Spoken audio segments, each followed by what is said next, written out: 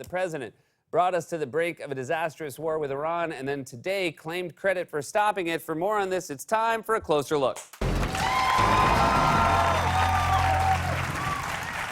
Last night, Iran launched missiles at two bases in Iraq housing U.S. troops in retaliation for the assassination of a top Iranian general, Qasem Soleimani. It was obviously a harrowing moment with the lives of U.S. and Iraqi troops at risk, and everyone had that sickening feeling that we maybe had just lurched into an immoral and catastrophic war with Iran. It was one of those moments where you're watching footage of missiles streaking through the night on CNN, and you think, God, I hope we have smart and steady leadership, and then you say, oh, no. Now, thankfully, there were no casualties, which was fantastic news and a huge relief. But Trump delivered that news last night with a very bizarre tweet. This was all we heard last night from our commander-in-chief. All is well. Missiles launched from Iran at two military bases located in Iraq. Assessment of casualties and damages taking place now. So far, so good. All is well. That's not how you address the nation on matters of war. That's how a sophomore addresses his parents on a postcard from a trip abroad. Hello from Reykjavik. It's cold here and super expensive for some reason. Otherwise, all is well. Then today, Trump followed up on that tweet and addressed the nation in a rambling speech in which he claimed credit for ending a crisis he started, bragged about U.S. military might, announced crushing new sanctions on Iran, lied about the intelligence that led to the assassination of Soleimani, and then urged the world to strike a new peace deal with Iran. The speech itself was as dizzying as Trump's entrance when the doors opened and he emerged from a spaceship?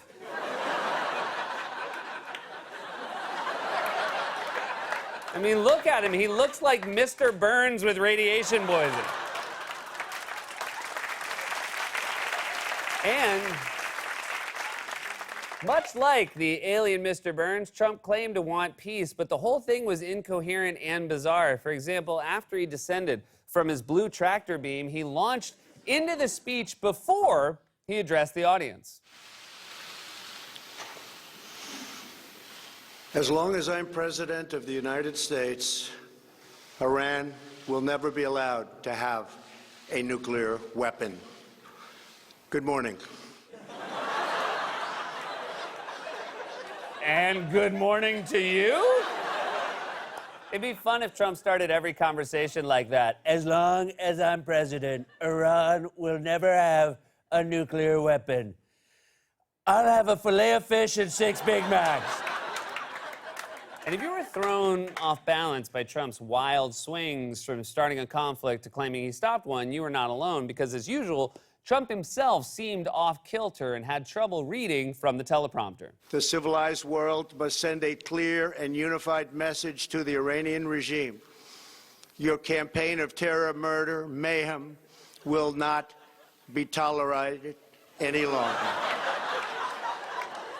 Yes, tolerated.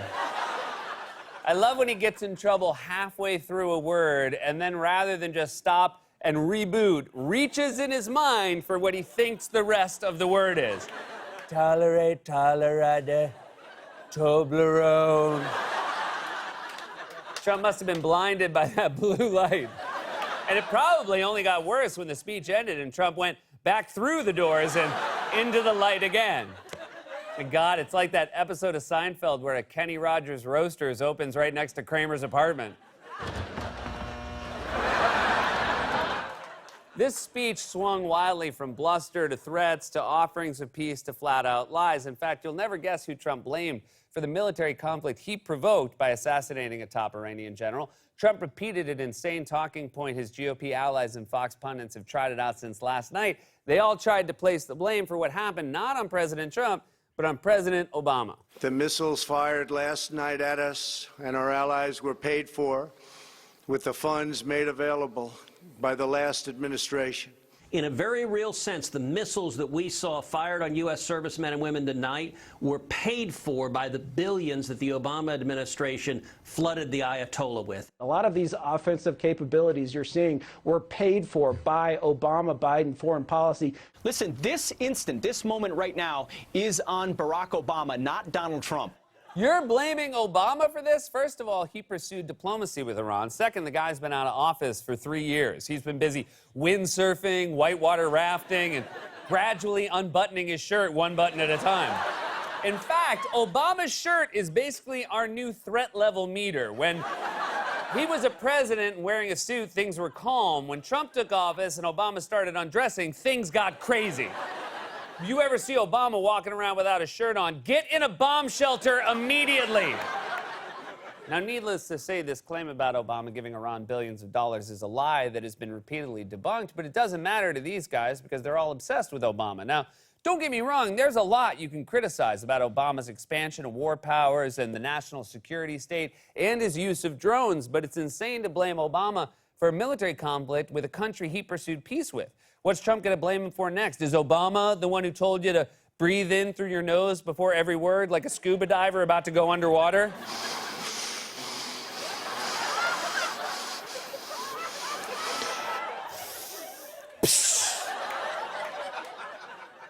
But maybe the most incoherent part of Trump's speech came at the end when he actually claimed he wanted a deal with Iran, despite the fact that he ripped up the Obama deal that multiple allies had agreed to and that everyone, even his own former defense secretary, James Mattis, said was working. The United States will immediately impose additional punishing economic sanctions on the Iranian regime.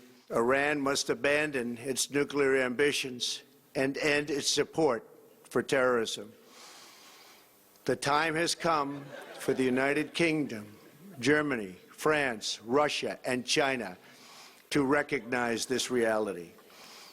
They must now break away from the remnants of the Iran deal, and we must all work together toward making a deal with Iran that makes the world a safer and more peaceful place. Oh, now you want a deal. You already ripped up one and then attack them. Why would they negotiate a second deal with a guy who lies about everything and always goes back on his word? It's like if you got one of those spam calls offering you a free cruise, and then they called you again, and you were like, okay, I'll give you my social security number again, but this time I better get that trip to Hawaii. I want to go paddleboarding with Obama. Oh, God, he's shirtless. Run! This strategy of ripping up the deal, attacking them, and then demanding a new deal obviously makes no sense. Trump's impulsive seesawing from conflict to threats to restraint show us why Congress must reclaim its constitutional power and stop any president, let alone a president as deranged as Trump, from unilaterally waging a war or triggering a conflict like this again. Congress has the power to stop this. There's a lot they can do. They can pass a war powers resolution. They can block war funding. They can repeal both Bush-era authorizations for the use of military force. They could even keep Trump distracted by tying a chicken nugget to a Roomba and letting it loose in the White House. I can't talk about Iran now. Where did you go? Where'd you go, you little piece of chicken? Because Trump and his allies have been insisting in Orwellian fashion that this act of war was actually an attempt to de-escalate and stop a war, that Trump has the power to do whatever he wants, and also that none of this is his fault. But make no mistake, this completely unnecessary crisis was entirely Trump's doing. He's been on a march toward conflict with Iran from day one, which is why Congress has to stop this from happening again. Last year, for example, he was asked if he had an exit strategy in mind for what would have undoubtedly been a catastrophic war with Iran, and he admitted that he did not. Do you have an exit strategy for Iran if war does break out? You're not going to need an exit strategy. I don't need exit strategies. And of course, Trump doesn't have an exit strategy for war. He didn't even have a literal exit strategy when he and Ben Carson missed their cues at a debate, got stuck in a hallway, and just froze. Well, this is our life now. We live in this hallway. I mean, look at them. They look like extras in a movie who accidentally wandered onto the wrong set. What's with all these hamster people? They're cats, or this movie's not gonna work. And even when Trump does exit, he doesn't do it with a strategy. He just wanders aimlessly off stage while other people are talking like a grandpa's lost at Disney World. Disneyland, but I wanted to go to Fantasyland. That's the strip club I went to in Nam. Presidents of both parties have been accumulating unconstitutional war powers for themselves going back decades. And of course, it was a Republican president, George W. Bush, who orchestrated an illegal invasion of Iraq based on lies, established a secret network of CIA black sites to carry out illegal torture, choked on a pretzel, got stuck in a room when he tried to open a locked door, and then retired to become the Republican Bob Ross. And like Bush, Trump sees himself as above the law in popular opinion. For example, you might remember that in 2006, amid calls for the firing of Defense Secretary Donald Rumsfeld during the disastrous Iraq War, Bush said this. I have strong confidence in Donald Rumsfeld. I hear the voices, and I read the front page, and I know the speculation, but I'm the decider, and I decide what is best, and what's best is for Don Rumsfeld to remain as the Secretary of Defense. That's right, he's the decider. He could have just said decision maker, but why mangle two words when you can combine them into one even dumber word? I'm the decider, and whatever I decide, you're just gonna have to tolerate it. So after orchestrating an illegal and disastrous war in Iraq, Bush said he alone gets to make the decisions, and now Trump and his allies are taking that logic even further. Last night, on Fox News, Senator Lindsey Graham said Article 2 of the Constitution, which outlines the powers of the presidency, give Trump the ability to unilaterally attack Iran, which it does not. And Trump himself has repeatedly insisted that Article 2 lets him do literally whatever he wants. The president has all the authority he needs under Article 2 to respond, and how he responds is yet to be determined, but he has that authority to respond. Article 2 allows me to do whatever I want. Nobody ever mentions Article 2. It gives me all of these rights at a level that nobody has ever seen before. We don't even talk about Article 2. Then I have an Article 2 where I have the right to do whatever I want as president, but I don't even talk about that.